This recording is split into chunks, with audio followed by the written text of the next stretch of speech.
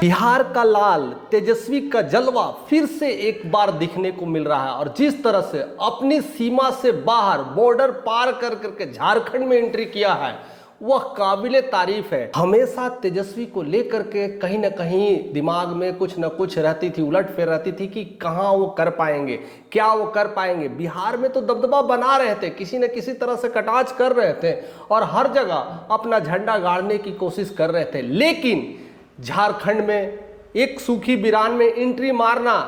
यह दिखाता है कि वह किस लेवल के नेता है और किस तरह उनकी प्रभुता बढ़ रही है। यानी अब वह बहुत तेजी से मेहनत कर रहे हैं। अब जो मेहनत करने का उनका जो तरीका है अभी लगता है कि बहुत तेजी से कर रहे हैं और बहुत कुछ बढ़ा चुके हैं और वह सिर्फ और सिर्फ उनके झारखंड में चुनावी रैली में जिस तरह से संबोधन कर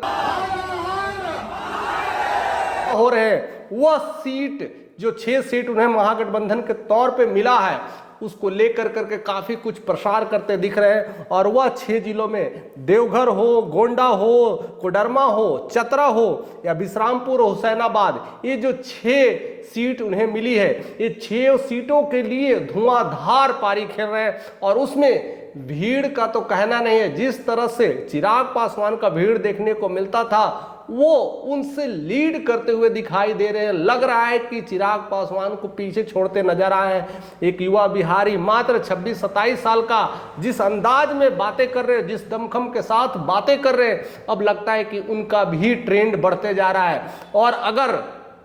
इस झारखंड विधानसभा चुनाव में 6 सीट में से अगर 4 सीटें क्लिंच कर दिया तो लगता है कि बिहार के दावेदारी में एक बड़ा कदम रखने वाले हैं। और जिस तरह से आगे बढ़ रहे हैं, जिस तरह से हुंकार मार रहे हैं और खास कर करके चतरा में खुद चिराग पासवान के प्रत्याशी है तो दोनों आमने सामने एक बार बिहार के दोनों लाल चतरा में देखने वाले हैं और दोनों में काफी राइवलरी होगी और उस सीट के लेकर के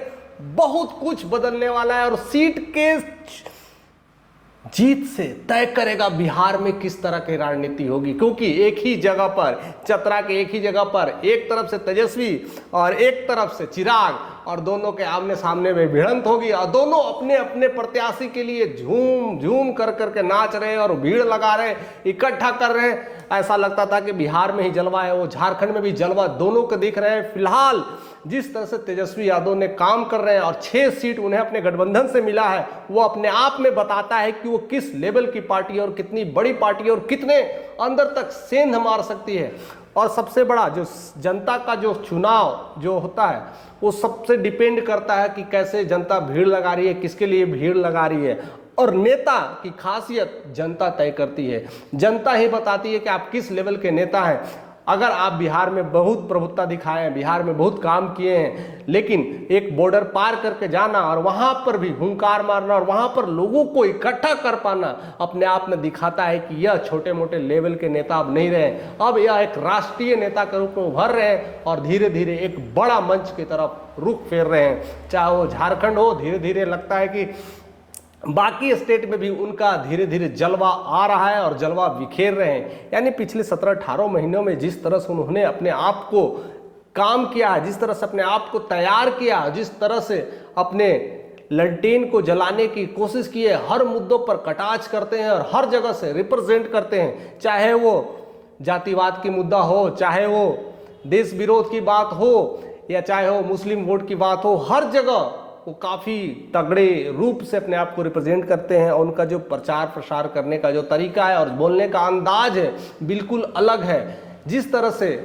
इनके पिता लालू बहुत समय पहले जब झारखंड बिहार में था तब उस समय उन्होंने अपना सिक्का गाड़ा था, अपना झंडा जगाया था, लेकिन 20-25 सालों में सब कुछ धूमिल हो गई। उनका यह चिराग फिर से लौट आया है और तेजस्वी ने जिस तरह से अपना झंडा गाड़ा है, परचम लड़ाया है, उससे साफ क्लियर हो गया है कि अब फिर से तेजस्वी का जलवा जला रहा है। यानी उसकी भौकाल बढ़ रही है, उसकी राजनीतिक पकड़ बढ़ रही है और वही राजनीतिक पकड़ में ये जो 6 सीटें हैं उनके लेकर के वो दम खम पूरी लगा रहे हैं, पूरी एड़ी चोटी एक कर दिए हुए हैं। और ऐसा ही नेता का होना भी चाहिए। और जिस तरह से वो 6 सीटों के लिए, चाहे वो देवघर के लिए खड़े हो रहे हो, वहां पर भी भीड़ इकट्ठा हो गई, चतरा में भी भीड़ इकट्ठा कर दिए, गोंडा में भी भीड़ इकट्ठा कर दिए, चाहे वो बिश्रामपुर हो, कोडरमा हो, हुसैनाबाद हो, हर जगह आलम लगा हुआ है और तबातोड़ अपने प्रत्याशी के लिए रिप्रेजेंट कर रहे हैं। ऐसा अंदाज अब देखने को मिला है, आप नया रूप देखने को मिला है। एक तरह से अपने आप को एक नेक्स्ट लेवल पे तैयारी कर रहे हैं, क्योंकि झारखंड के बाद अगला जो इलेक्शंस होने वाला है वो बिहार का ही होने वाला है और उसकी जीत यहाँ पर सुलग जरूर आएगी, क्योंकि वहां पर अगर सीट 1, 2 सीट, 3 सीट जैसे जैसे जीतती है उसके हिसाब से बिहार का भी रिप्रेजेंटेशन हो रहा है। क्योंकि जिस जगह का आप है, जिस जगह पर आपका गढ़ है, उस गढ़ पे तो आपका राज चलता है। अगर दूसरे के घर में भी सेंध मार लेते हैं और जीत हासिल करके ले आते हैं तो अपने घर का तो ललटेन अपने आप ही जल जाएगा। और यही पूरी तरह से मेहनत कर पा रहे हैं और उस मेहनत में कोई कमी नहीं छोड़ रहे हैं। हर प्रत्याशी को जोड़े हुए, हर तरफ से जोड़े हुए हैं। अब वो पहली बार लगते हैं कि बॉर्डर पार की सियासी कर रहे हैं, यानी बॉर्डर पर पहले जो बॉर्डर के अंदर करते थे वो अपना घर परिवार का मामला था, अपनी एक तरह से अपनी जमीनी की लड़ाई थी। इस बार बॉर्डर पार कर गए हैं और इस बार बॉर्डर पार करने के बाद जिस तरह से दहाड़ रहे हैं, अपने टेरिटरी से बाहर आकर के भी बता रहे हैं कि मैं सिर्फ और सिर्फ बिहार का ही नेता नहीं हूं, मैं पूरे राष्ट्र का नेता हूं। और वह नेता जो तय कर रहा है वो जनता खुद बता दे रही है कि यह नेता अब छोटा मोटा नहीं है। ये भीड़ जो इकट्ठे हो रहे हैं, इतने सारे लोग जनसभा में रैलियां आ रहे हैं, उससे साफ क्लियर हो जाता है कि ये छोटे मोटे नेता नहीं है। अब आरजेडी की जो पार्टी है अब धीरे धीरे विस्तृत कर रही है। अब बिहार में जिस तरह से उनका बड़ा लेवल था, अब धीरे धीरे झारखंड में भी अपनी खुट्टा गाड़ रहे हैं। और मुझे लगता है कि जिस तरह से 16-17 महीनों में बिहार में रह करके जिस तरह से काम किए थे और बिहार में नौकरी के लिए योजनाओं में काम किए थे, शिक्षा में लेकर के कुछ कुछ रणनीतियां में भाग लिए थे, और खास करके नौकरी वाला उनका जो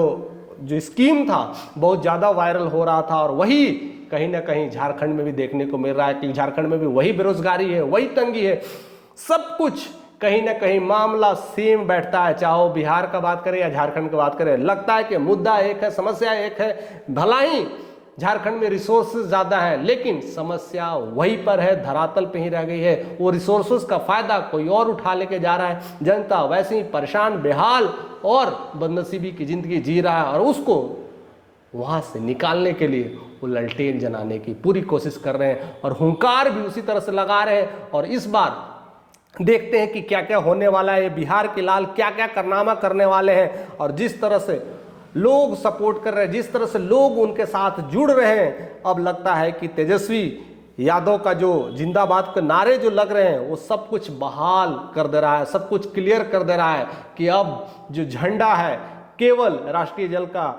जनता दल का जो झंडा है केवल बिहार में नहीं अब झारखंड में भी लगेगा। और पूरी तरह से नारेबाजी हो रही है और गूंज रहा है पूरा झारखंड तेजस्वी यादव जिंदाबाद के नारे से। झारखंड पूरी तरह से तब्दील हो रही थी। अब लगता है कि कोई और जो नेता है इस तरह से जो कम उम्र का, वो है सिर्फ और सिर्फ तेजस्वी यादव, और अपनी हुंकार से बता दे रहे हैं कि अब वो पूरी तरह से पॉलिटिक्स को समझने लगे हैं और पूरी तरह से पूरी फुल मूड में तैयारी कर रहे हैं। और वो तैयारी की आगाज झारखंड में देखने को मिला है। जैसे ही वो बिहार का होने वाला होगा तो मुझे लगता है कि उतना ही डबल उत्साह के साथ, उतने ही डबल जोश के साथ और उतने ही जबरदस्त फॉर्म के साथ लौटेंगे और बिहार विधानसभा में ऐसे ही हड़कंप मचा के रख देंगे। और कोई करने वाला हो चाहे ना हो, जिस तरह से अब वो मुहिम अपना लिए हैं, जिस तरह उन्होंने अपना ललटेन उठा लिया है, तो लगता है कि बिहार के हर गांव-गांव में पहुंचाने की रणनीतियां में काम करने रहे होंगे, या तो कर चुके होंगे, या पोस्टर बैनर के थ्रू